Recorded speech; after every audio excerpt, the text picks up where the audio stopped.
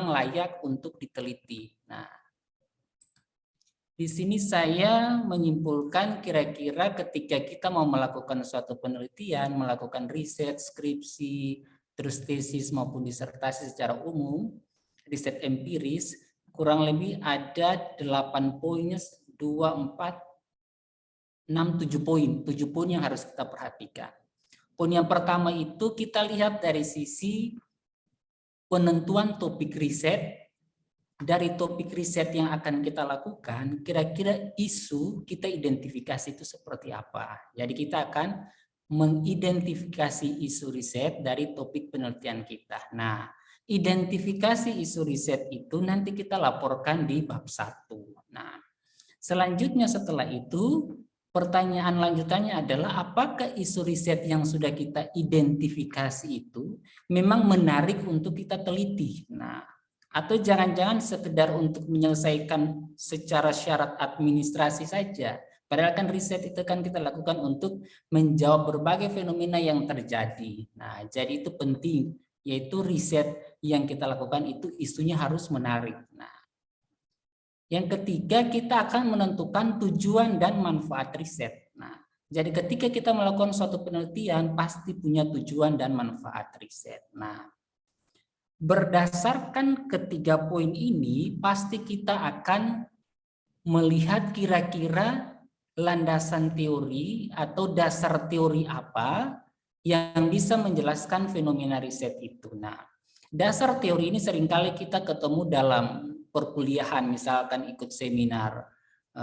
mata kuliah seminar, mungkin seminar manajemen atau seminar akuntansi atau metode penelitian, atau mungkin teman-teman ketika lagi nyusun skripsi browsing artikel-artikel di jurnal ilmiah, misalkan jurnal bereputasi dari Sinta 1 sampai Sinta 6 bisa teman-teman pakai. Nah, dari beberapa literatur itu mungkin ketika teman-teman baca pasti di bab 2-nya itu ada dasar teorinya, landasan teorinya. Nah, biasanya landasan teorinya ini yang bisa menentukan apakah isu riset itu memang benar-benar isu ataukah bukan. Jadi kita tahu bahwa itu suatu masalah atau tidak atau bukan masalah tergantung dari landasan teori yang kita pakai untuk menjelaskan masalah itu. Nah, artinya sebagai contoh misalkan katakanlah ada teori agensi. Nah, teori agensi itu bicara soal konflik kepentingan. Nah, kalau konflik kepentingan yang terjadi di perusahaan antara pemegang saham dan manajemen sebagai agen, kira-kira motivasi manajemen apa? Katakanlah motivasi ingin memperoleh bonus. Nah, di situ diceritakan di latar belakang. Nah, bisa jadi karena adanya asimetri informasi. Nah, itu nanti dijelaskan di latar belakang. Nah, yang berikutnya kita akan merancang riset. Nah, merancang riset ini yang kita kenal dalam literatur itu kita bilangnya metode penelitian. Nah, di dalam metode penelitian ini nanti kita bicara soal populasi dan sampel, definisi operasional dan pengukuran variabel, kita bicara soal metode analisis data, pengumpulan data, itu bicara di desain risetnya. Setelah kita sudah mengumpulkan data, kemudian kita akan menganalisis data, kemudian kita akan menguji hipotesis. Nah, itu dilaporkan di mana? Dilaporkan di bab 4. Nah, dari hasil laporan bab 4, kemudian kita menyimpulkan hasil riset kita, entah itu skripsi, tesis, disertasi maupun penelitian untuk publikasi. Kita menyimpulkan, kemudian kita memberikan implikasi atau kontribusi, dan kira-kira keterbatasan apa yang ada ketika kita melakukan penelitian itu kita jelaskan di bab 5. Nah, setelah ada keterbatasan itu maka muncullah rekomendasi atau saran. Nah, kurang lebih ini beberapa tahapan penting yang akan kita pelajari hari ini. Nah, untuk poin yang pertama, saya berusaha untuk membuat desain ide riset seperti ini teman-temannya. Jadi mungkin untuk mempermudah saya visualisasikan dalam bentuk figur 1. Nah, jadi ketika teman-teman membaca artikel atau teman-teman turut terlibat langsung observasi atau terlibat langsung pada objek penelitian, pasti teman-teman akan menemukan isu atau fenomena. Tapi kadang-kala kita tidak sadar bahwa itu sebenarnya isu atau fenomena yang bisa kita teliti. Nah, isu atau fenomena itu kita sebut dengan nama gap atau gap riset. Nah, gap riset ini bisa kita temukan dari beberapa poin penting yang sudah saya jelaskan di sini seperti ditampilkan di figur 1. Misalkan ada masalah. Nah, kalau teman-teman itu terlibat secara langsung di tempat kerja, kira-kira masalah apa yang teman-teman ketemu di tempat kerja? Misalkan dalam kondisi pandemi seperti ini banyak yang di PHK.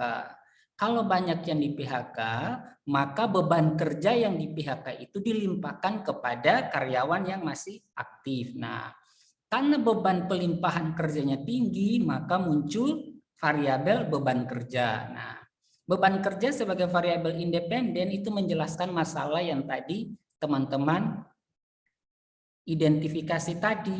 Nah, dependennya apa? Dependennya kinerja. Artinya apa? Kalau beban kerjanya itu tinggi, maka kinerjanya akan menjadi rendah. Nah, kira-kira itu identifikasi masalah, kemudian korelasi atau relevansi antara identifikasi masalah itu dengan pemilihan variabel independen dan dependen. Jadi di sini saya mau katakan bahwa ketika teman-teman itu menjelaskan di bab 1 latar belakang masalah itu fenomena itu harus relevan dengan pemilihan variabel. Jadi bukan masalahnya itu istilahnya beban kerja, masalahnya tapi variabelnya jadi budaya organisasi, jadi tidak relevansi. Padahal kan fenomena itu kan nanti di-split atau katakanlah dijelaskan secara bisa diukur lewat variabel tadi, ditangkap lewat variabel tadi. Jadi harus punya relevansi antara masalah dengan pemilihan variabel. Nah, itu dari sisi masalah.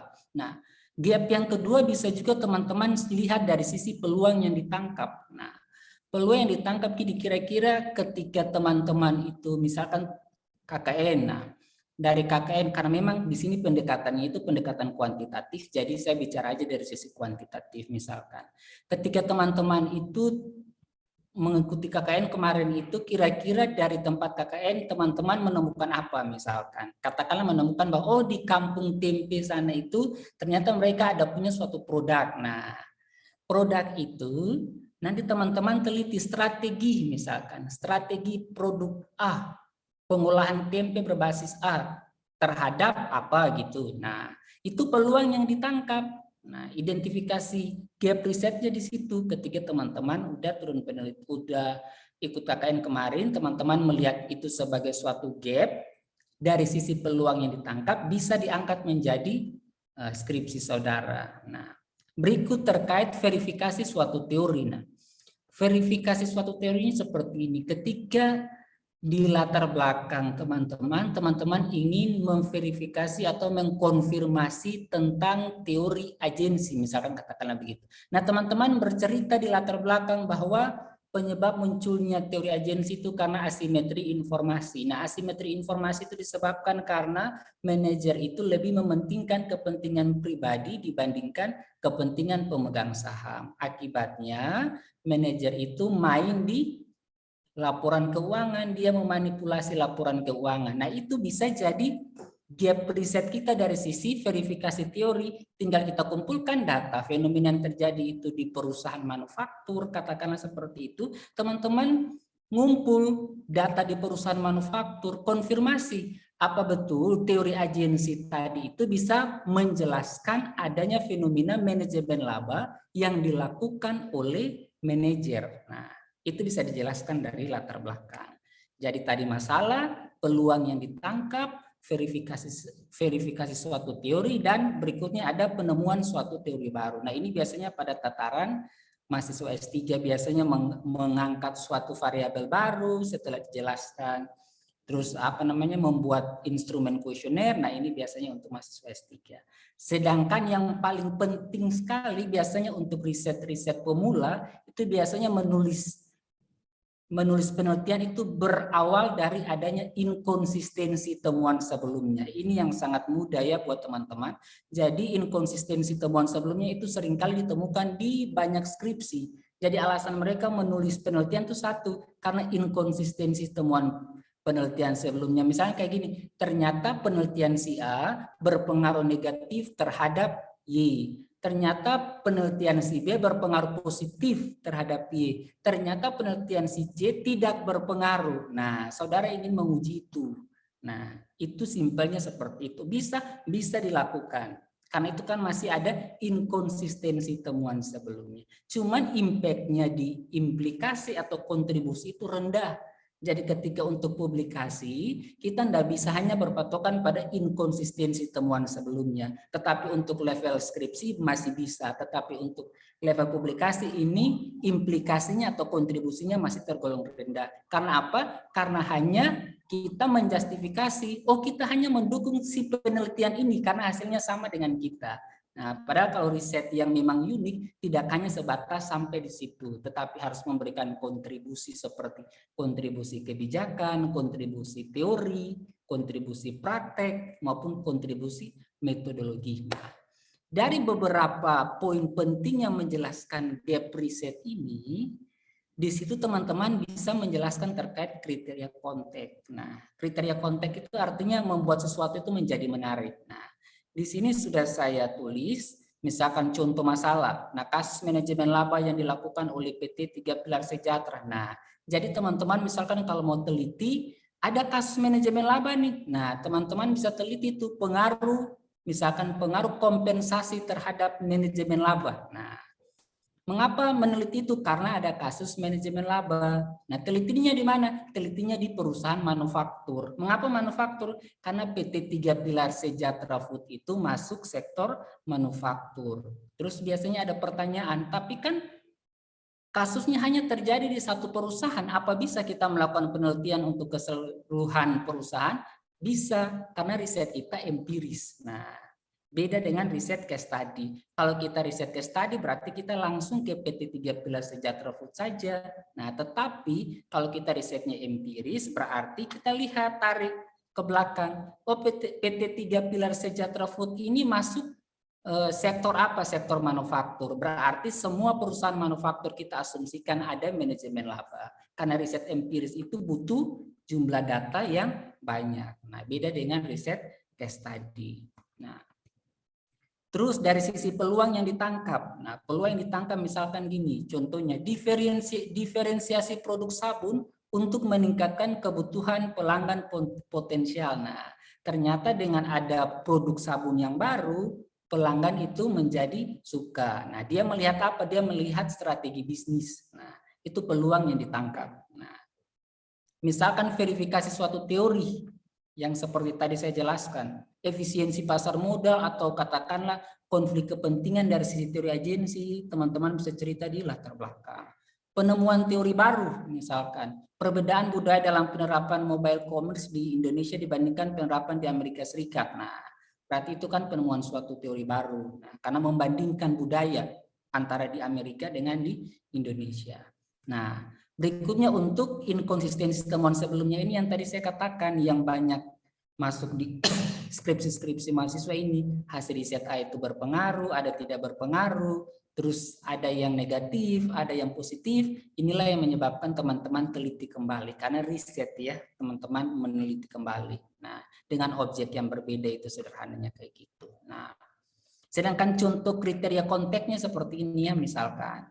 Jadi dari semua ini ya teman-teman, dari semua poin-poin ini, kalau latar belakangnya mau bagus, kalau bisa ada kriteria konteksnya. Nah, ciri-ciri kriteria konteksnya itu seperti ini. Saya kasih contoh ya, kayak kita mau bicara soal manajemen laba kan. Jadi mulainya kalimatnya gini. Target laba sebagai salah satu ukuran kinerja perusahaan memberikan dorongan bagi manajer untuk melakukan manajemen laba. Nah, itu kan udah mulai menarik nih. Nah, jadi laba yang dilakukan oleh manajer itu ternyata poinnya untuk apa? Motifnya untuk apa? Motifnya untuk melakukan manajemen laba. Nah, terus dijelaskan manajemen laba itu apa? Keterlibatan manajer dalam proses pelaporan keuangan eksternal untuk memenuhi kepentingan pribadi. Berarti ada motif individu di sini. Dia ingin dapat bonus Karena kalau target labanya tercapai, dia bisa dapat bonus di situ. Nah, lewat apa? Manajemen laba itu bisa lewat dari sisi akrual, celah dari standar akuntansi, kita otak-atik, terus dari sisi realnya kita kasih bonus, kita potong biaya-biaya diskresi kayak riset dan development, pelatihan kita pangkas, tidak terima karyawan, atau PHK, nah itu beban-beban keuangan yang bersifat diskresi atau kebijakan itu kita pangkas. Tujuannya apa? Supaya laba tercapai. Kalau laba tercapai berarti kinerja si manajer itu tercapai bagus. Kalau bagus berarti dia dapat bonus. Nah itu motifnya. Nah jadi kriteria konteksnya itu seperti itu. Atau katakanlah sederhananya gini, pasar modal Indonesia yang berkembang biasanya merupakan pasar modal yang perdagangannya tipis, yaitu banyak saham yang tidak aktif dan dapat mempengaruhi ketidaksinkronan indeks harga saham sehingga beta saham menjadi bias. Nah itu kriteria konteks. Jadi ketika kita baca gitu, oh iya ternyata dia mau konfirmasi teori efisiensi pasar modal. Mengapa? Karena pasar modal di Indonesia itu masih berkembang. Kalau berkembang berarti sahamnya belum lancar, belum liquid. Kalau belum liquid kita nggak bisa dong ngitung indeks harga sahamnya dengan benar. Karena bisa jadi bias. Nah teman-teman mau teliti itu. Mau konfirmasi apa betul seperti itu. Nah dengan cara kumpul data dan seterusnya. Nah, kemudian saya akan memberikan contoh langsung secara teknis ya teman-teman biar lebih paham dari sisi data sekunder. Jadi gini, jadi kalau kita belajar ekonomi itu yang saya pahami itu, saya pendek pemahaman saya itu teman-teman bisa teliti dari sisi behavioral, perilaku maupun dari sisi keuangan. Tinggal teman-temannya konsen mau kemana. Oh saya itu mau ke keperilakuan, tetapi harus match juga dengan dosen pembimbing. Oh iya ibunya memang expert di keperilakuan data primer. Nah, oh iya ibunya memang expert di data sekunder. Nah, itu. Jadi teman-teman bisa memilih, makanya kan kayak di manajemen ada mata kuliah manajemen keuangan. Nah, teman-teman juga bisa konsen ke situ. Misalkan salah satu contoh judul pengaruh strategi bisnis terhadap kinerja perusahaan. Nah, strategi bisnis kan bisa diukur dari si Porter itu. 1980 kalau nggak salah misalkan low cost, cost leadership atau strategi bisnis. Nah, strategi diferensiasi. Bisa nggak ngukur pakai data sekunder? Bisa, ada ukurannya. Nah, tinggal cari artikel, lihat proksinya, data kuantitatif, lihat pengukurannya, sudah mulai ngumpul data di Bursa Efek Indonesia kalau dari sisi keuangan finance. Tapi kalau dari sisi behavioral, dari sisi perilaku, teman-teman nantinya bagi kuesioner. Nah, itu dengan cara nanti kan pakai skala Likert 5 poin katakanlah gitu atau 7 poin atau 10 poin ya tergantung dari teman-teman citasi. Nah, di sini saya lebih menekankan pada poin akuntansi sektor publik ya teman-teman, tapi dari dua sisi dengan menggunakan pendekatan data sekunder dan dengan menggunakan pendekatan data primer. Nah, kalau dengan menggunakan data sekunder misalkan saya teliti di sini terkait peran deviasi anggaran dalam memediasi pengaruh turbulensi anggaran terhadap kesejahteraan masyarakat. Kalau dari sini teman-teman kan bisa identifikasi mana sih variabel independen, mana sih variabel mediasi, mana sih variabel dependen. Nah, berarti kalau dari judul ini teman-teman bisa identifikasi peran deviasi anggaran dalam memediasi, berarti variabel mediasi ialah deviasi anggaran. Pengaruh turbulensi anggaran terhadap, nah turbulensi anggarannya variabelnya independen. Kesejahteraan masyarakatnya variabelnya dependen. Ya kan, jadi pengaruh dari turbulensi anak panahnya ke deviasi anggaran, kemudian dari deviasi anggaran anak panahnya ke kesejahteraan masyarakat. Simpelnya seperti itu. Nah, kalau data primer jadinya gini, pengaruh komitmen manajemen terhadap manajemen keuangan desa dengan akuntabilitas internal dan eksternal sebagai pemediasi. Nah, jadi teman-teman harus jeli, oh ternyata komitmen manajemen ini nggak bisa diukur dengan menggunakan data sekunder misalkan. Karena hasil riset ketika kita baca literatur kebanyakan itu data primer. Nah, berarti kita citasinya aja dari punya mereka. Kita pakai data primer. Tinggal lihat indikatornya atau item pernyataannya gitu. Jadi kalau misalkan ada juga yang mengukur dengan misalnya mengukur akuntabilitas internalnya dengan data sekunder, enggak apa-apa teman-teman bisa citasi dengan menyebutkan namanya siapa, penelitiannya apa nanti di daftar pustaka ya, daftar referensi. Nah, jadi tergantung teman-teman mau lari ke behavioral, perilaku atau mau lari ke keuangan. Nah, untuk lebih paham secara teknis, saya coba share yang udah jadi biar teman-teman lihat. Nah,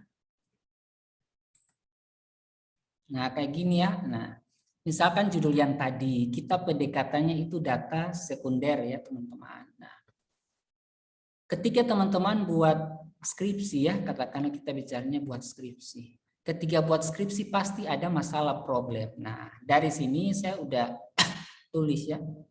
Di pendahuluan itu kalau bisa tulis dulu gambaran umum. Tapi gambaran umumnya itu spesifik. Langsung merujuk kepada variabel dependen secara langsung aja. Nah, jadi jangan langsung menjelaskan bahwa globalisasi di era sekarang ini, nah itu udah enggak lagi. Langsung aja pada variabel dependennya. Misalkan variabel dependen di sini kesejahteraan masyarakat kan. Nah, tinggal teman-teman ceritakan aja. Misalkan tujuan utama pemerintah untuk meningkatkan masyarakat yang sejahtera. Kesejahteraan masyarakat merupakan kondisi, nah kita udah masuk di variabel dependen. Nah, endingnya dimensi dan indikator tersebut merupakan ukuran pencapaian indeks pembangunan manusia. Nah, berarti paragraf 1 kalau bisa teman-teman buat map pemetaan supaya jadinya segitiga terbalik. Hal-hal yang bersifat umum dulu dijelaskan, kemudian lebih spesifik. Artinya apa? Yang pertama teman-teman buat dulu gambaran umum dari variabel dependennya dijelaskan. Setelah itu kira-kira manfaat dari variabel itu, kesejahteraan masyarakat itu apa dalam hal ini. Kemudian ada kriteria konteks. Nah, jadi ada nyambungnya antara paragraf sebelumnya dengan paragraf sesudah. Misalkan saya contohkan di sini. Saya mulai dari sisi ini. BPS 2017 menjelaskan bahwa bla bla bla bla bla. Nah, sehingga kabupaten ini menempati urutan pertama. Nah, jadi rendah kan poinnya di sini mau menceritakan soal rendahnya indeks pembangunan manusia. Artinya kesejahteraan masyarakat Indonesia itu masih tergolong rendah. Nah, baru dimulailah kalimat berikutnya di paragraf baru lagi. Tapi punya hubungan. Jadi bukan berarti paragraf baru itu terus meninggalkan hubungan dengan paragraf sebelumnya. Tidak begitu, dia harus punya hubungan. Nah, jadi yang paragraf sebelumnya bicara terkait data-data rendahnya IPM, kemudian saya menjelaskan di paragraf berikutnya bahwa rendahnya IPM diduga karena pemerintah kabupaten kota belum mencapai keseimbangan fiskal. Kok bisa? Nah, ini dijustifikasi oleh si Ratmono dan Solihin. Dia bilang seperti ini. Untuk meningkatkan kesejahteraan masyarakat, maka upaya pemerintah adalah mewujudkan keseimbangan fiskal. Makanya saya bilang diduga belum tercapainya IPM karena keseimbangan fiskal. Mengapa? Karena Solihin dan Ratmono bilang seperti itu. Keseimbangan fiskalnya itu belum terwujud. Nah, dari poin itu maka ada muncul kasus atau problem. Nah, kasus atau problem yang diangkat ternyata ada fenomena defisit. Nah, itu masalahnya. Masalahnya defisit sehingga kan terjadi turbulensi anggaran, juga terjadi deviasi anggaran. Nah, itu ceritanya. Jadi mau diteliti kenapa? Oh, keseimbangan fiskal. Kondisi fiskal itu tidak seimbang. Mengapa tidak seimbang? Karena terjadi kondisi defisit. Nah, kondisi defisit maupun kondisi surplus itu ditangkap lewat variabel apa? Ditangkap lewat variabel deviasi anggaran dan turbulensi anggaran. Nah, jadi teman-teman memilih variabel sama fenomena itu memang korelasi. Ternyata ada isu rendahnya indeks pembangunan manusia. Indeks pembangunan manusia itu bicara soal variabel apa? Kesejahteraan masyarakat. Makanya muncul variabel kesejahteraan masyarakat, ceritanya gitu. Jadi yang mau saya tekankan bahwa isu saudara itu betul-betul harus ditangkap, itu harus ya wajib ditangkap lewat variabel yang teman-teman pilih itu. Jadi kalau isunya kesejahteraan masyarakat, kesejahteraan masyarakatnya rendah, maka pilih variabelnya, oh ternyata dependennya kesejahteraan masyarakat. Oke. Ternyata rendahnya kesejahteraan masyarakat itu karena apa? Karena fiskal atau kondisi fiskal itu tidak seimbang. Nah, kondisi fiskal tidak seimbang itu ditangkap lewat variabel apa? Lewat variabel deviasi anggaran dan turbulensi anggaran. Nah, oleh karena itu untuk menyederhanakan fenomena tersebut, itu ditangkap lewat variabel apa? Variabel deviasi anggaran, variabel turbulensi anggaran, dan variabel kesejahteraan masyarakat. Nah, itu ceritanya gitu. Jadi ada punya korelasinya. Maka saya ingin menguji itu. Nah, untuk menjelaskan itu, maka saya menggunakan dasar teori. Nah, jadi pemahaman teori ini sangat penting teman-teman untuk bisa melakukan penelitian. Apakah teman-teman itu ingin, kalau ingin menawarkan model, teori tidak terlalu dibutuhkan karena ingin mengembangkan atau menawarkan suatu model atau teori. Tapi kalau ingin menjustifikasi atau mengkonfirmasi teori, teman-teman harus punya dasar teori. Nah, namanya grand teori. Nah, teori utama teman-teman apa? Nah, ternyata teori utama saya di sini ialah teori agensi. Nah, teori agensi itu kan biasanya kita cuma bicara dari konteks perusahaan. Nah, kita bawa ke ranah pemerintahan sektor publik. Jadi teman-teman harus punya logika ketika nanti merumuskan hipotesis. Apa benar teori agensi itu bisa menjelaskan kondisi fenomena tadi? Nah, ternyata bisa. Menjelaskannya di mana? Nah, teori agensi itu kan bermula dari prinsipal dan agent. Nah, di perusahaan kan prinsipal itu pemegang saham. Agent itu manajer. Nah, gimana dengan di pemerintahan? Berarti di pemerintahan yang prinsipal itu masyarakat, diwakili oleh siapa? DPRD konteksnya. Nah, lalu agennya siapa? Agennya ialah gubernur, pemerintah itu sendiri. Nah, di mana letak konflik kepentingan antara DPRD dengan si pemerintah daerah ini? Katakanlah begitu. Konflik kepentingannya di sini. Ternyata gubernur atau pemerintah daerah itu menganggarkan anggaran yang rendah. Padahal kan dia tahu nih, tahu kondisi yang sebenarnya bahwa dia punya aset sekian. Tapi dia nggak mau menganggarkan sekian itu karena sulit dicapai. Saya anggarkan dikit aja deh. Wong DPRD nggak tahu. Nah, ceritanya gitu. Jadi yang paling tahu kondisi sebenarnya itu bukan DPRD-nya, tapi pemerintah daerah yang bersangkutan. Katakanlah konteks ini provinsi, daerah, katakanlah gubernur ya. Gubernur yang paling tahu kondisi sumber daya manusia, sumber daya yang dia miliki. Nah, kalau dia lebih tahu kondisi sumber daya, otomatis dia laporkan tidak sesuai dengan kondisi yang ada.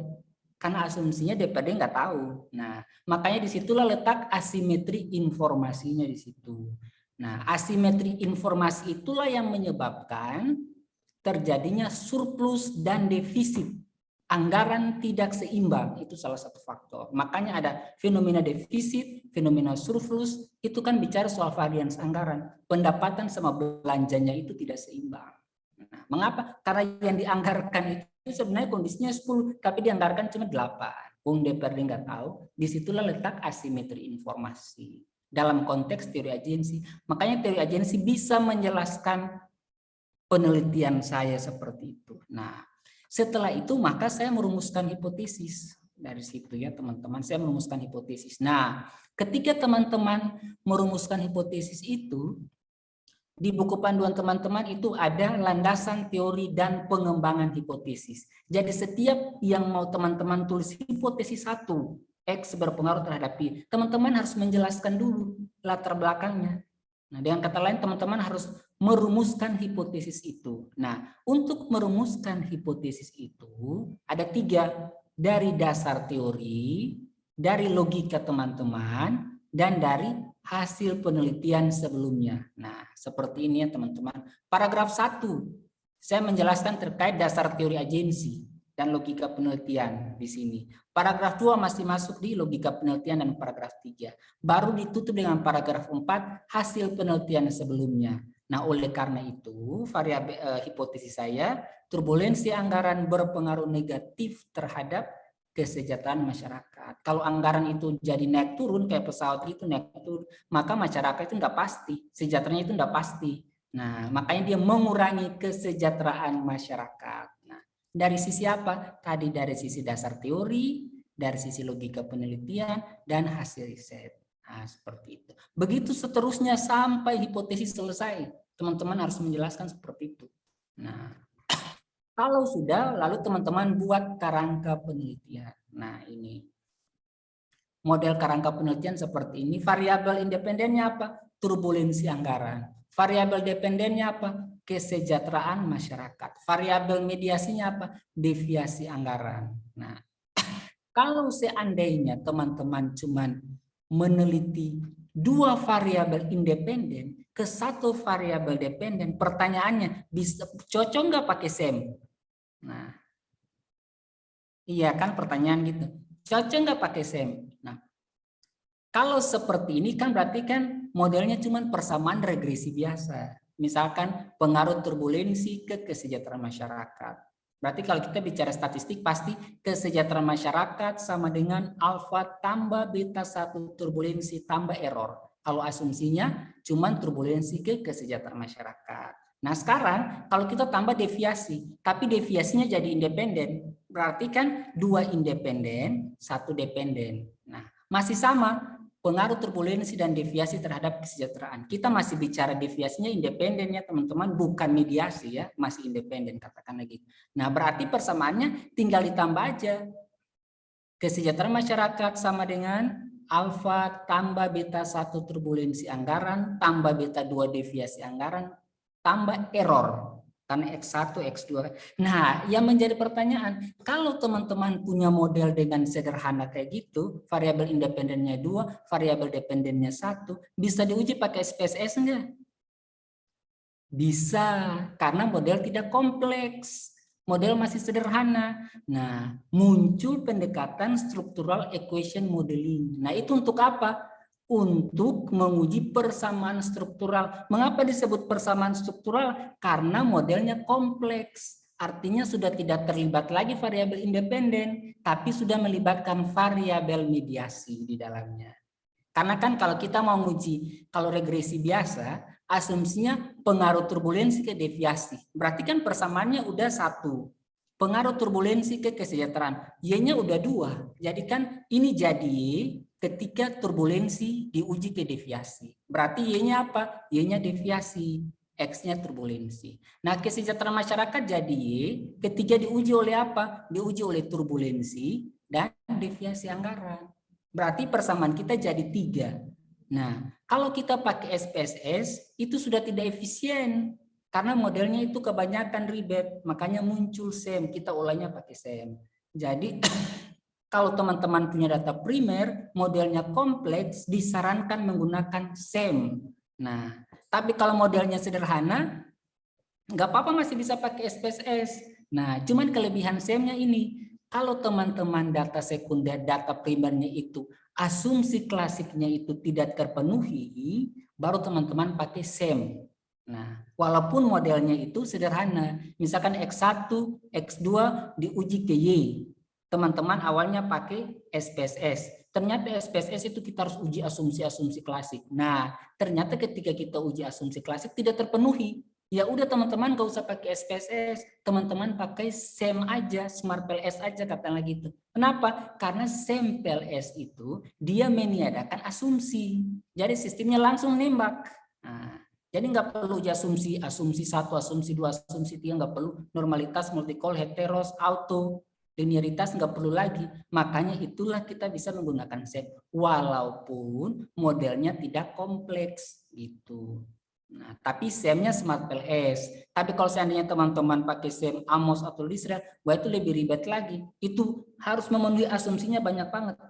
Nah, kurang lebih ada 7 yang harus teman-teman itu. Jadi kalau memang nggak bisa ya sudah pakai SEM PLS aja. Satu. Yang kedua, atau teman-teman jumlah respondennya sedikit. Jumlah responden sedikit, misalkan jumlah responden 30 sampai 35 kalau kita mengacu dari beberapa buku literatur kayak Hare, bukunya Hare itu yang terkait SEM partial square. Nah, dia bilang 35 sampai 50 baru pakai sampel S. Kalau di atas 100 kita udah gak pakai sampel S lagi, kita pakai SEM Amos atau Lisrel karena tujuannya beda, yaitu konfirmasi teori.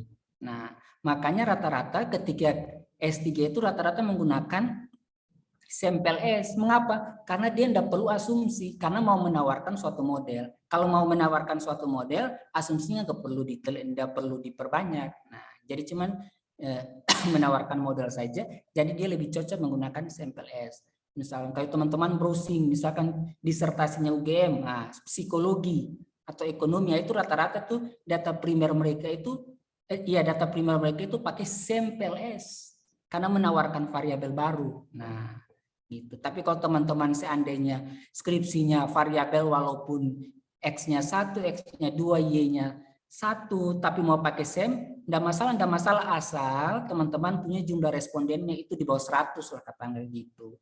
Tapi kalau teman-teman jumlah responnya di atas 100 sudah tidak diwajibkan lagi pakai SmartPLS, kalau bisa pakai AMOS. Nah, tapi kalau seandainya di atas itu juga asumsinya tidak terpenuhi, ya udah tetap pakai sampel S. Jadi sebenarnya sampel S itu sangat mempermudah dalam sisi apa? Sisinya itu tidak meniadakan asumsi-asumsi klasik. Jadi langsung nimbak aja, uji validitas, uji reliabilitas, selesai langsung uji hipotesis atau uji struktural yang kita sebut dengan nama inner model. Nah, kayak gitu. Jadi secara konseptual menggunakan SEM itu kalau modelnya kompleks karena struktural. Nah, secara konseptual bisa asalkan jumlah respondennya sedikit di bawah 100, 35 sampai 50 katanya Solihin dan Ratmono misalkan. Bisa pakai sampel S. Walaupun independennya X1, X2 nggak ada mediasi, enggak masalah. Nah, itu. Nah, selanjutnya teman-teman bisa melihat dari sisi populasi. Nah, populasi itu harus populasi dan sampel teman-teman. Nah, jadi nanti teman-teman menarik sampel itu dari populasi. Nah, pertanyaannya sampel itu harus representatif. Nah, sampel itu yang representatif itu yang gimana? Nah, misalkan salah satu contoh gini. Kadang teman-teman punya jumlah respondennya banyak. Misalkan pakai Google Form misalkan terus respondennya banyak, 1000-an gitu. Terus teman-temannya pakainya Slovin. Nah, pertanyaannya, rumus Slovin itu bisa tidak representatif diterapkan? Belum tentu. Mengapa? Logikanya begini teman-teman. Dari 1000 yang teman-teman dapat, populasinya teman-teman menggunakan rumus Slovin. Ketemu rumus Slovin itu dapatnya sampelnya jadi 80. Nah, sekarang 80 sampel itu teman-teman kan ambil dari 1000 populasi tadi. Nah, kalau 80 sampel yang teman-teman ambil itu, teman-teman pilih secara acak, random, representatif enggak representatif. Kenapa? Karena yang tidak termasuk 80 yang teman-teman ambil, itu juga punya peluang untuk masuk di 80 itu, tetapi tidak teman-teman ambil. Makanya lebih baiknya kalau memang Slovin dipakai ditambah juga dengan purposive sampling, itu ceritanya gitu. Supaya teman-teman nambah kriteria. Oke, dari 1000 itu saya ambil 80 tapi kriterianya satu, dia harus lulus ini, dia harus berijazah S2 misalkan. Dia lama bekerjanya sekian tahun. Nah, dia harus pernah mengikuti pelatihan ini. Nah, jadi ada kombinasi antara Slovin ditambah dengan purposive sehingga lebih representatif itu. Nah, teknik pengumpulan data misalkan di sini karena pendekatan data sekunder di pemerintahan sektor publik, saya nggak perlu datang ke sana, saya ngambilnya langsung lewat situsnya, situs Kementerian Keuangan, Direktorat Jenderal Perimbangan Keuangan. Terus tinggal di-download aja, terus diukur sesuai dengan pengukuran variabel, ditabulasi sesuai pengukuran variabel. Oh, turbulensi anggarannya saya ngambil. Oh, bersama rumusnya apa? Mengukurnya anggaran pendapatan kurang realisasi bagi realisasi belanja tahun sebelumnya. Nah, tinggal teman-teman tabulasi aja. Tapi untuk bisa merumuskan konsep ini, definisi operasi pengukuran ini, teman-teman harus menjelaskan definisinya dulu. Karena definisi inilah yang menurunkan pengukuran. Jadi jangan salah ya. Definisi inilah yang menurunkan pengukuran. Nah, begitu seterusnya.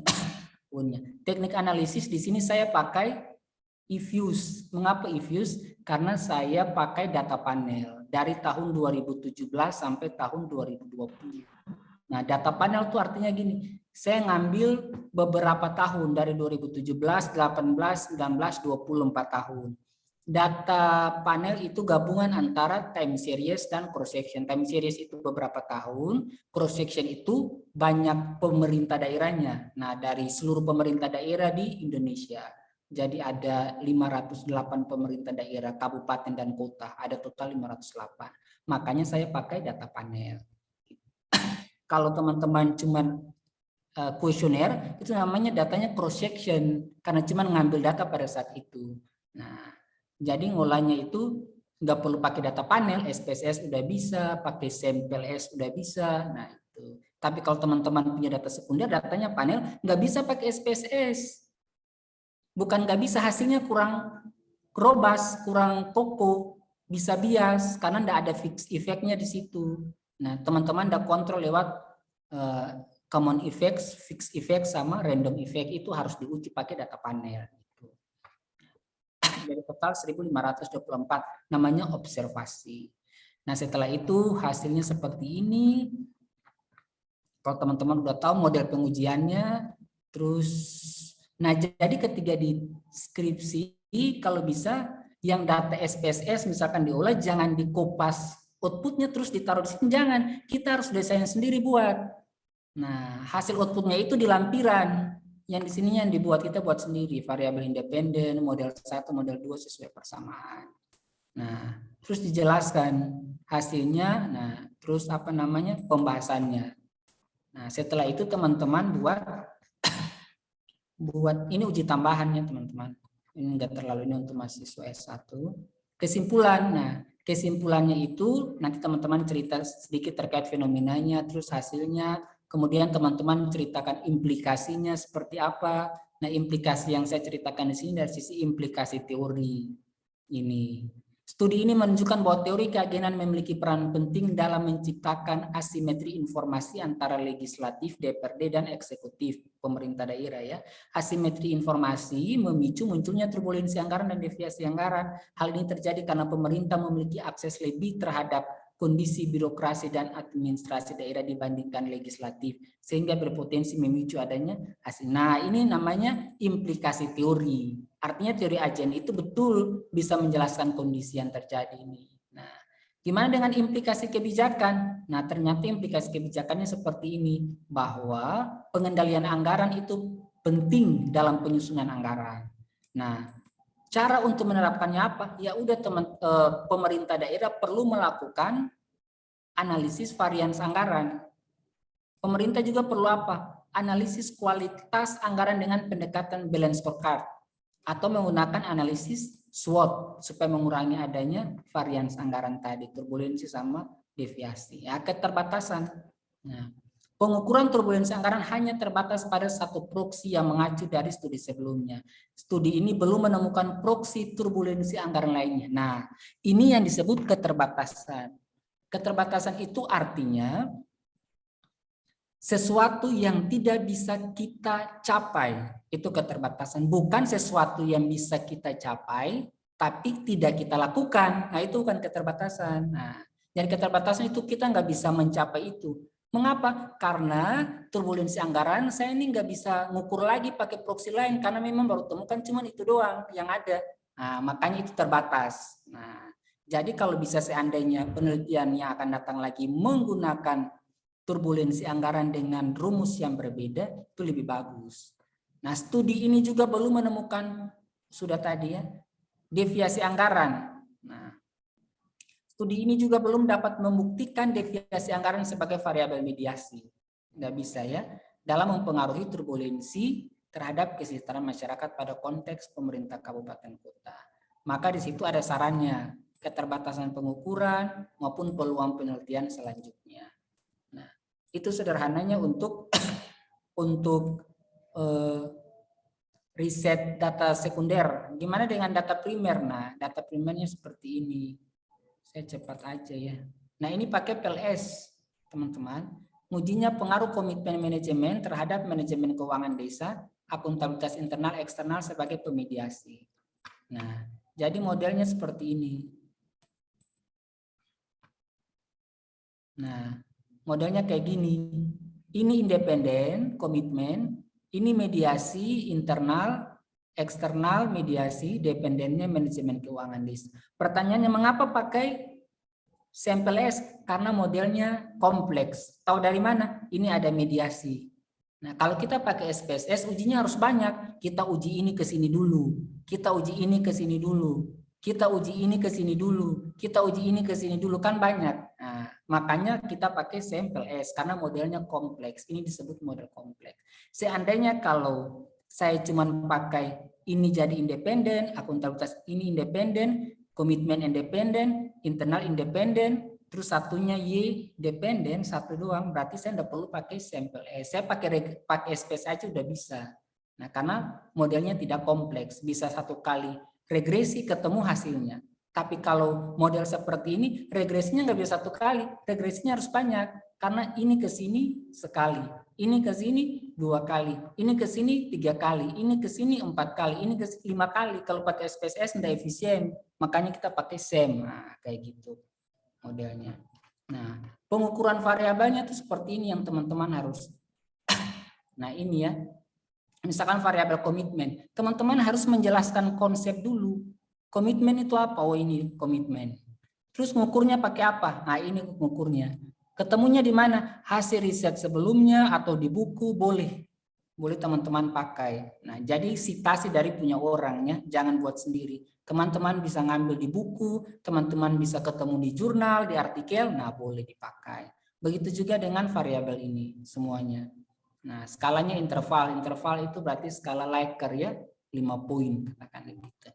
Nah, itu jadi teman-teman disarankan kalau kalau mau mengangkat suatu judul seperti tadi Bu Lia bilang, teman-teman harus punya indikator dulu, ada instrumen kuesionernya.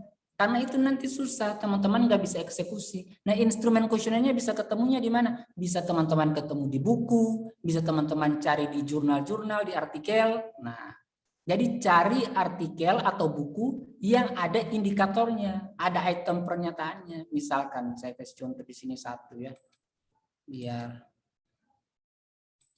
teman-teman tahu. Misalkan yang ini deh.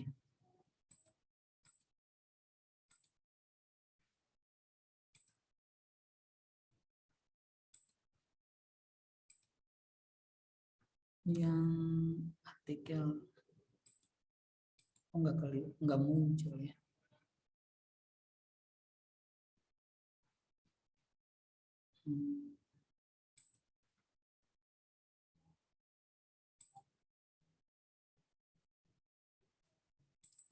Nah, misalkan ini bagus nih untuk teman-teman kalau untuk kepentingan publikasi, untuk manajemen. Nah, ini sangat bagus.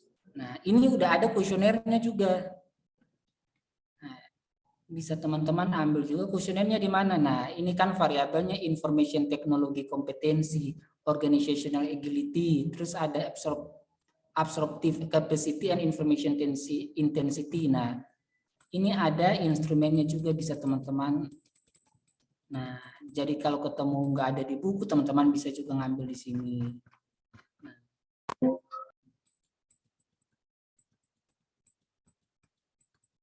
Nah, ini pengukurannya, variabel-variabelnya tadi, mengukurnya item pernyataan atau indikator. Nah, ini bisa teman-teman pakai misalkan. Ini juga bisa jadi artikel acuan teman-teman untuk skripsi ya, misalkan. Kalau untuk kepentingan pribadi, oh saya mau sama Bu Lia nih misalkan. Ya sudah teman-teman telitinya ini aja. Misalkan, nah modelnya kan seperti ini. Teman-teman cuma mau lihat dari sisi ini ke sini. Nah, bisa ini diterapkan di skripsi teman-teman. Untuk kepentingan publikasi, objeknya diganti. Nah, kuesionernya udah ada misalkan. Nah, atau teman-teman juga bisa cari yang Indonesia, misalkan artikelnya si Harafuna dan Indriani misalkan. Yang Indonesia.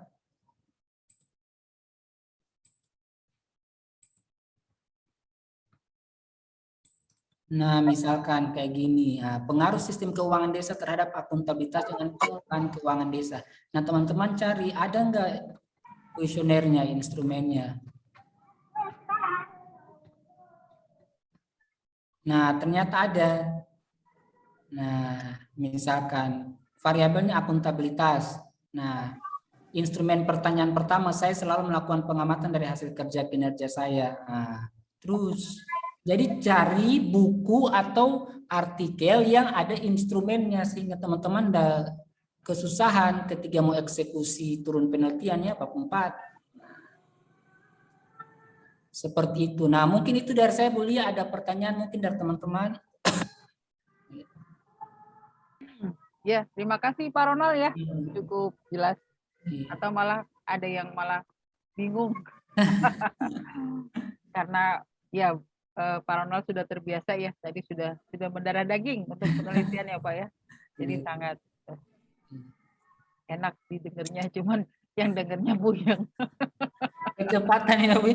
Ya jadi enggak apa-apa Bu, nanti Nggak kalau apa-apa ada. Pak, ini kan baru pengenalan ya, Iya. artinya nggak apa-apa nanti. Tadi kalau memang teori Pak memang juga belum disampaikan ke mahasiswanya ya di mata kuliah tertentu. Mungkin itu the next-nya Pak ya. Nanti kita coba memasukkan teori-teori manajemen dan juga akuntansi sehingga nanti mereka skripsinya based on ya grand teorinya apa gitu Pak ya. Bukan sekedar manajemen sumber daya manusia atau manajemen pemasaran seperti itu. Makasih Pak Ronald. Oke, ada yang mau tanya nggak nih? Mungkin terutama dari yang akuntansi yang mungkin judulnya masih bingung.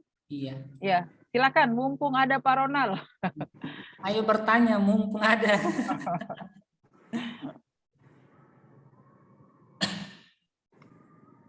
Pada diem Pak.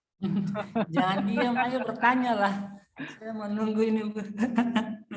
Judul misalnya judul. Iya, judul misalkan. Atau ingin cerita gitu lah. Pak, saya di masalah di kantor saya nih kayak gini, kira-kira variabelnya apa? Nah, misalnya kayak gitu. Ya. Ayo Jerry, silakan Jerry. Bye.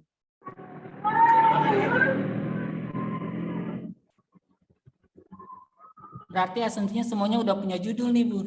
Jadi nggak perlu ditanya. Oke, Jerry ada yang mau ditanyakan Jerry?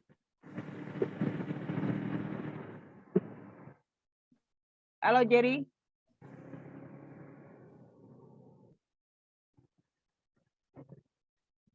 Lupa mute mungkin Bu. Ya mungkin.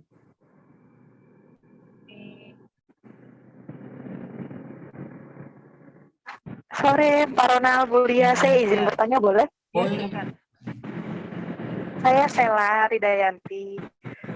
Saya ingin bertanya, kalau tadi kan ada tentang mediasi gitu ya Pak Ronald. Iya. Gimana caranya kita nentuin judul kita itu perlu nggak sih ada mediasi atau enggak? Oke. Terima kasih. Iya. Bagus, saya sangat appreciate ya pertanyaannya karena untuk level skripsi sekarang mediasinya udah ada. Jadi banyak banget misalkan kita lihat di skripsi UGM, UI, nah bahkan universitas swasta yang bagus-bagus juga kan ada. Nah, mengapa kita nggak bisa? Pasti bisa lah ya kan. Yang penting teman-teman menggerakkan sedikit effort aja, pasti Bapak Ibu dosen mendukung. Misalkan saya juga ada di LPPM, datang aja setiap hari saya ada. Nah supaya apa? Mungkin Mbak Sheila tadi mau publikasi sama dosen juga. Oke, datang mau nanya, izin dulu dosen pembimbing, datang ke saya. Pak, saya ingin ini ya, nanti saya bantu. Sebisa saya bantu. Yang penting dengan konteks Sheila harus publikasi gitu. Jadi memang jeripaya saya itu nggak sia-sia, harus punya outputnya gitu. Nah oke, pertanyaannya gini. Jawabannya gini, respon saya. Sederhananya teman-teman itu atau Sheila itu mau menentukan variabel mediasi. Sederhananya gini aja. Ketika Sheila mencari di artikel-artikel sebelumnya, ternyata misalkan ada pengaruh komitmen terhadap akuntabilitas. Iya kan? Ingat dulu itu. Pengaruh komitmen terhadap akuntabilitas. Ternyata ketemu juga di artikel sebelumnya ada pengaruh akuntabilitas terhadap kinerja. Iya enggak? Misalkan gitu. Nah, kalau dari dua artikel itu saja, kita udah bisa gabung jadi mediasi. Paham enggak maksud saya? Mediasi jadi apa? Komitmen ke akuntabilitas, baru ke kinerja. Kan sederhananya simpel kayak gitu. Karena kan tadi pertama kan kita ketemu dulu komitmen ke akuntabilitas. Hasil penelitian sebelumnya satu. Terus hasil penelitian orang lain juga ternyata akuntabilitas ke kinerja. Nah, tadi kan komitmen ke akuntabilitas. Sekarang akuntabilitas ke kinerja. Kita gabunglah jadi penelitian kita. Komitmen ke akuntabilitas ke kinerja. Berarti akuntabilitas posisinya di tengah atau enggak? Di tengah kan? Jadilah mediasi. Sederhananya kayak gitu. Simpelnya gitu doang. Nah, tinggal apa? Nah, itulah cocok menggunakan SEM. Karena modelnya kompleks. Kenapa? Karena kan kalau kita pakai SPSS, kita harus uji dulu komitmen ke akuntabilitas sekali. Setelah itu, komitmen ke kinerja 2 kali. Setelah itu akuntabilitas ke kinerja. Kan jadi nggak bagus, nggak efisien. Makanya kita pakai SEM karena 1 kali olah keluar hasilnya. Itu ceritanya gitu. Karena modelnya kompleks. Kompleks artinya ada mediasinya di tengah. Nah, simpelnya kayak gitu. Nah, jadi itu sederhananya memilih variabel mediasi dari literatur sebelumnya. Jadi di kontribusinya Sheila itu tinggal Sheila jelaskan kontribusi metodologi. Hasil temuan sebelumnya menemukan bahwa X berpengaruh ke M. Misalkan kan. Terus hasil temuan sebelumnya juga menemukan bahwa M berpengaruh ke Y. Misalkan gitu kan. Nah, dari hasil itu, maka kontribusi risetnya Sheila secara metodologi, saya menguji pengaruh X ke Y melalui M. Nah, kan ceritanya gitu. Kan udah beda.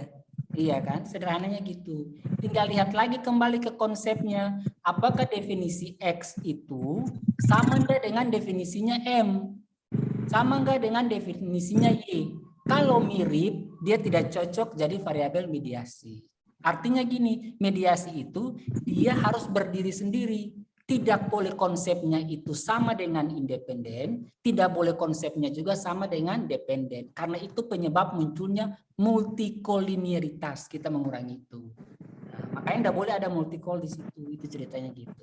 Makanya sederhananya cuma tadi, yang perlu saya tekankan buat Sheila sama teman-teman. Mediasinya bagus, jadi kalau bisa skripsi-skripsi sekarang tuh pakai mediasi. Apalagi mau pakai sampel S, pakai mediasi. Cari aja di tengahnya posisi.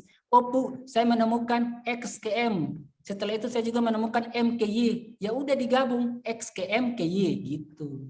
Selesai. Jadi mediasi. Terus apa? Pakai sampel S.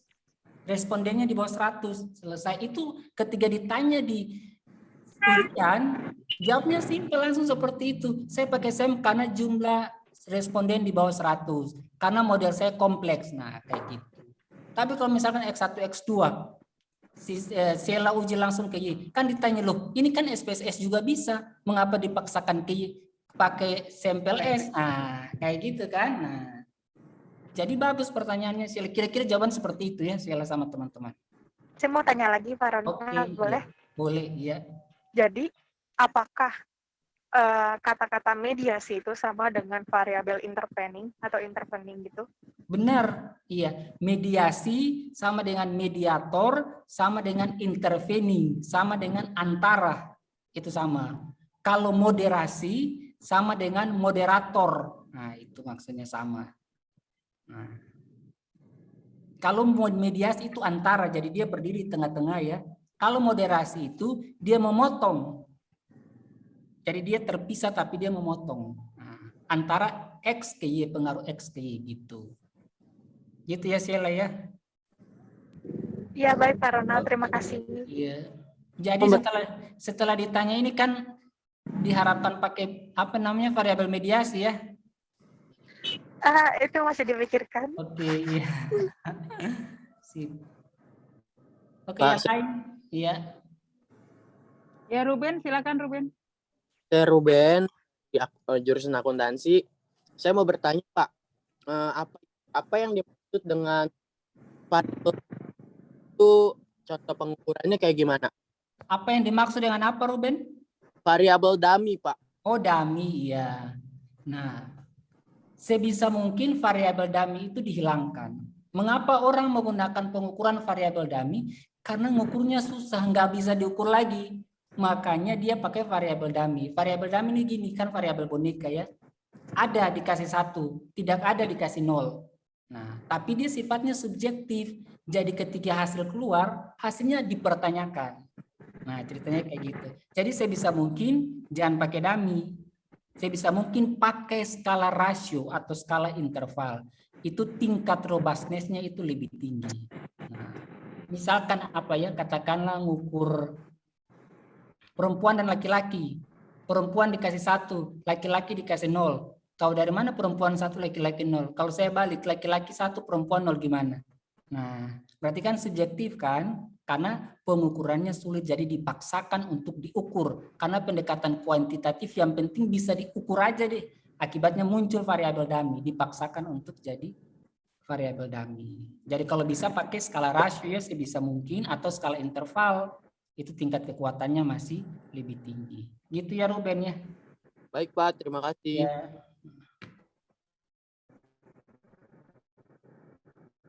Ya, makasih Pak Ronald. Silakan yang lain ada yang mau ditanyakan lagi?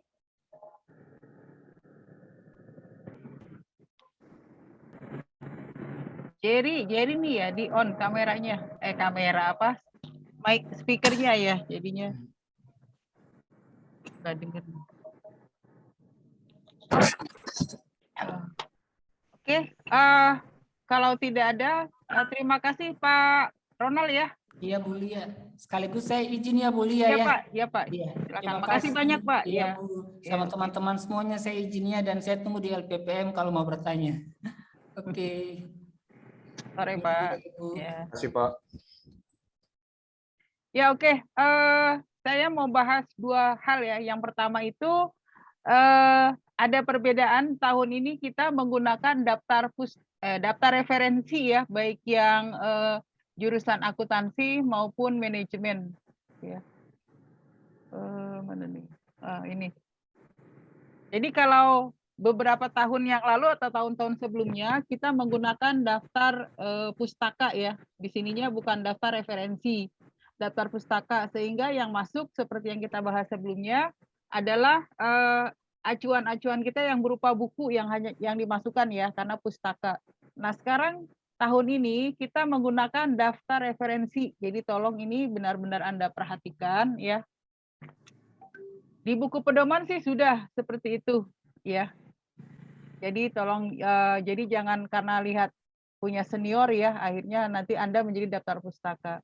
Nah, konsekuensinya karena menggunakan daftar referensi, maka semua referensi yang Anda gunakan itu harus masuk di daftar referensi.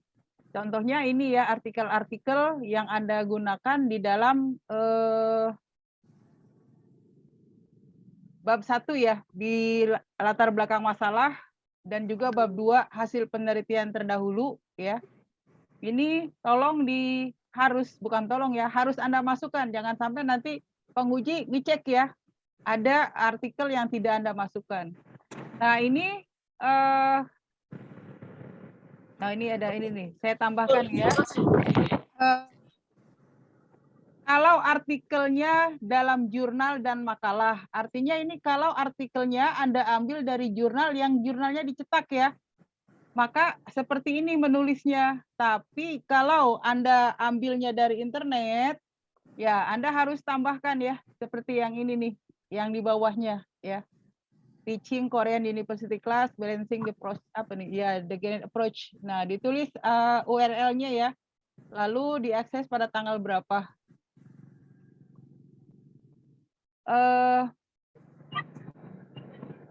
Ini harusnya gini nih, yang ini artikel, kalau ini dari majalah ya, yang ini nanti Anda tambahkan URL-nya dan diaksesnya. Misal ya, contohnya, kalau ini URL-nya, saya copy. Ini tolong di print ya, maaf di print. Anda print screen atau Anda foto nih, khususnya ini berarti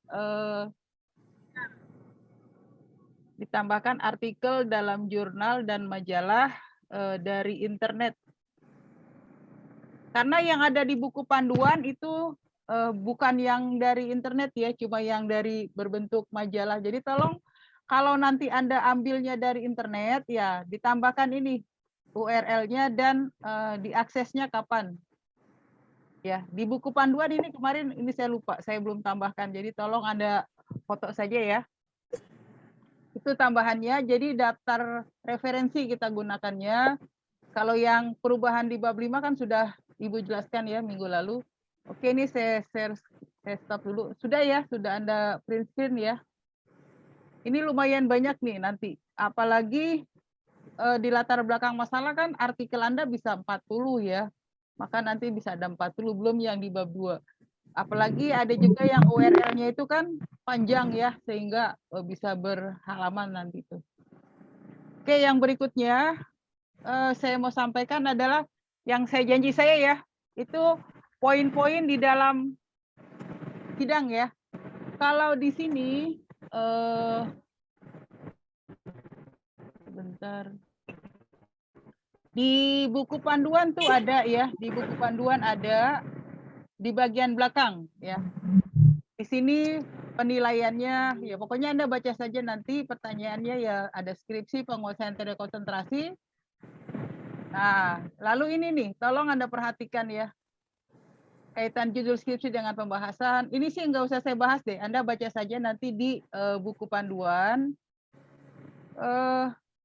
Yang ingin saya sampaikan adalah yang memang tertera di dalam. Nah ini juga jangan sampai ya. Sebelum sidang, begitu dicek penguji, ditemukan ini nih. Plagiat ya. Tidak sesuai dengan judul, lalu mengasih banyak sekali kesalahan. Nah, apa yang susunan skripsi ternyata tidak sesuai dengan standar buku penyusunan skripsi yang sudah diterbitkan. Maka saat itu juga Anda ya tidak diperkenankan untuk mengikuti sidang. Jadi disuruh revisi total itu sih ya. Jadi tidak melalui sidang. Karena sebelum sidang itu kan si penguji sudah membaca skripsi Anda. Ya, oke. Yang ingin saya sampaikan adalah poin-poinnya ya, yang kemarin saya katakan ada 9 poin. 1, 2, 3, 4. Ya. Yang pertama itu yang kesesuaian dengan materi skripsi ya. Yang pertama adalah ide dasar dan originalitas skripsi. Lalu jadi tadi seperti yang disampaikan Pak Ronald ya, apakah skripsi Anda itu standar-standar saja atau tadi menggunakan variable intervening ya. Lalu yang kedua, teknik penulisan. Teknik penulisan ini ya tadi apakah tulisannya banyak yang typonya, terus ada bahasa asing yang tidak dicetak miring ya. Lalu yang ketiga, metodologi penelitiannya. Jelas nggak Anda menyampaikannya ya dari tadi yang populasi, sampel, lalu analisis ya. Lalu yang keempat, analisis data di bab 4 ya. Penguasaan Anda bagi yang akuntansi misalnya SPSS, lalu di manajemen Smart PLS. Itu nanti ditanyakan juga ya proses pengujiannya seperti apa. Jadi kalaupun misalnya Anda mengalami kesulitan saat mengerjakan skripsi, lalu minta tolong, misalnya minta bantuan Pak Ronald atau siapapun, ya tidak masalah. Tapi Anda harus tahu ya, karena nanti yang disidangkan tetap Anda gitu loh, bukan Pak Ronaldnya atau orang lain yang Anda minta tolong untuk membantu. Lalu yang kedua ya, bagian yang kedua adalah penguasaan materi. Penguasaan materi ini yang pertama adalah pemaparan atau presentasi. Jadi pertama kan Anda melakukan presentasi dulu sekitar 10 sampai 15 menit. Nah, itu nanti dinilai ya. Jadi tolong dipersiapkan juga, jangan gugup ya. Lalu yang mengenai penguasaan materi ya, yang pertama tadi pemaparan atau presentasi, yang kedua logika berpikir. Logika berpikir ini memang agak sedikit ini ya. Ketika ditanyakan bagaimana Anda menjawabnya, apakah nyambung ya jawaban Anda itu dengan yang pertanyaan si penguji. Jadi ini logika berpikir Anda bagaimana, lalu memberikan pertanyaannya pun tadi ya sesuai nggak jawaban Anda ketika menjelaskan, misalnya tadi dalam proses analisis data ya. Lalu yang ketiga, penguasaan mata kuliah berkaitan dengan skripsi. Jadi kalau Anda yang prodi manajemen ya manajemen pemasaran, sumber daya manusia ya. Kalau yang akuntansi yang berhubungan dengan akuntansi. Lalu bagian yang ketiga adalah penguasaan teori konsentrasi. Tadi ya kalau Anda skripsinya manajemen ya nanti ditanya-tanya mengenai manajemen pemasaran, manajemen sumber daya manusia. Kalau konsentrasinya pemasaran ya ke pemasaran. Begitu juga nanti yang akuntansi ya. Lalu poin yang bagian yang keempat ya, itu kerapihan berpakaian.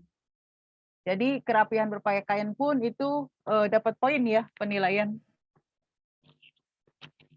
Ya, jadi itu 9 poin yang nanti dijumlahkan, ya total nilainya dibagi 9, hasil akhirnya berapa. Ya, seperti itu. Oke, saya rasa cukup ya. Ini kalau yang kerapihan berpakaian itu untuk membantu sebenarnya ya, membantu Anda dalam penilaian. Karena biasanya sih kan berpakaian rapih. Ya, minimal kalau rapih ya 80 dapat ya kalau rapi ya. Untuk membantu lah. Oke, kalau tidak ada Ibu cukupkan ya. Terima kasih dan mohon maaf jika dalam penyampaian kuliah ada banyak kekurangan ya. Saya tutup ya. Sampai ketemu dan saya berharap Anda semua sudah bertemu dengan dosen pembimbing Anda masing-masing ya. Terima kasih. Assalamualaikum warahmatullahi wabarakatuh. Selamat malam. Tetap semangat ya, tetap semangat ya. Harus disiplin ya. Oke, Ibu tutup ya. Ya, Bu. Izin deh, Bu.